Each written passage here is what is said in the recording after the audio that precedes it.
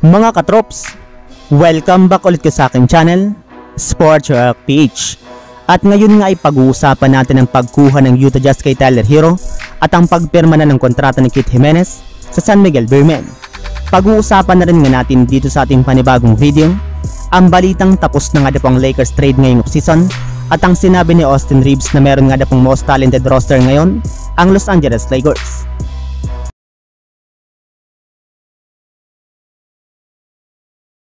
Ayon nga po sa nalabas na balita ni Jake Fischer ng Yahoo Sports, isa nga daw po ang Utah Jazz sa mga nabanggit na teams na posibleng sumali at mag-facilitate sa 3-4 team trade ni Damian Lillard sa Miami Heat. At dito ay makukuha nga po nilang matagal na nga po nilang target at gusto na si Tyler Herro. Yes, balak nga po talaga ng Jazz ngayong offseason na kunin ng isang Tyler Herro. Gayong naniniwala nga po sila na pwede nga po nila itong gamitin bilang kanilang starting point guard. Kaya ngayon nga pong meron na silang oportunidad na makuha si Tyler Herro, ay sigurado na hindi na nga po nila ito palalagpasin pa.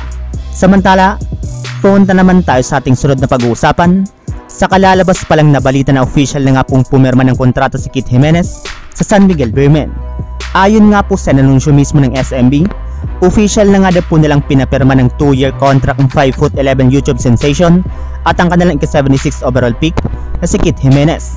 Yes, siya na nga po ang lowest draft pick ng nagdaang 2023 PBA draft na nabigyan ng kontrata ngayong taon.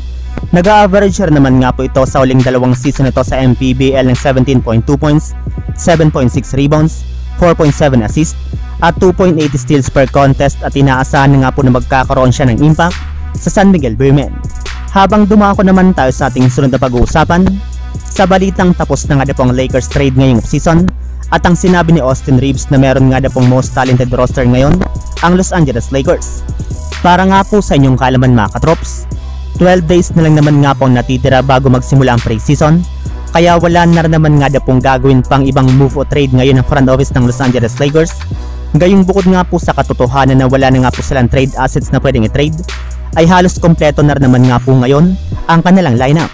Ayon pa nga po sa naging pahayag ng batang player ng Los Angeles Lakers na si Austin Reeves sa isang interview, sinabi nga po nito na ang kanilang team naman nga daw po ang may pinaka-talented lineup sa NBA sa darating na season. Kaya wala na nga daw pong dapat pang baguhin sa kanilang kasalukuyang roster ngayon na kinabibilangan rin naman na Anthony Davis, LeBron James, Austin Reeves, Rui Hachimura, Christian Wood, D'Angelo Russell, Gabe Vincent, Cam Reddish, Jackson Hayes, Jared Vanderbilt, Taurean Prince, Jalen Hood-Schifino at Max Christie.